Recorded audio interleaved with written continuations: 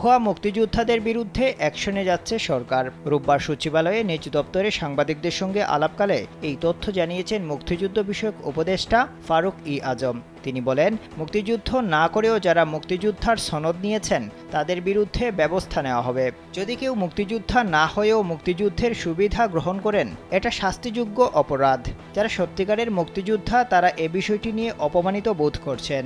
ফারুক ই আজম বলেন, বিগত আন্দোলনে একটা প্রধান বক্তব্য ছিল মুক্তিযোদ্ধার সন্তানদের কোটা।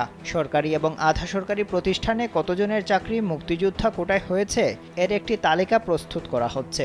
তালিকা প্রস্তুত হওয়ার পর পুরো বিষয়টি জানানো হবে। স্যান্ডেলিনা সো, রূপচর্চায় আভিজাত্য। মুক্তিযুদ্ধ বিষয়ক উপদেষ্টা আরও বলেন, মুক্তিযুদ্ধ বিষয়ক মন্ত্রণালয় ও মুক্তিযোদ্ধা হওয়ার মাঝখানে একটা প্রাতিষ্ঠানিক বিষয় রয়েছে, সেটা হচ্ছে জাতীয় মুক্তিযোদ্ধা কাউন্সিল বা জামুকা।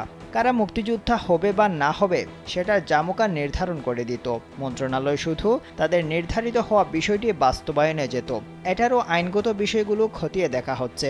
মুক্তিযোদ্ধা রিভিউ হবে কিনা এমন প্রশ্নের জবাবে ফারুক ই আজম বলেন, অবশ্যই সবকিছু হবে, যেন ন্যায্যভাবে মুক্তিযোদ্ধারা তাদের সম্মানটা ফিরে পান। মুক্তিযুদ্ধ জাতীয় জীবনে এক অনন্য ঘটনা। এটা হাসি মশকরা কিংবা অবহেলার মাধ্যমে নষ্ট করা যাবে না। এর থেকে গৌরবোজ্জ্বল ত্যাগের কিংবা বীরত্বের মহিমা জাতির কাছে তো আর আসেনি। যারা সত্যিকারের মুক্তিযোদ্ধা তারা ওটাই ফিরে পেতে চান, এটাই তাদের ফিরে পাওয়ার আকুতি।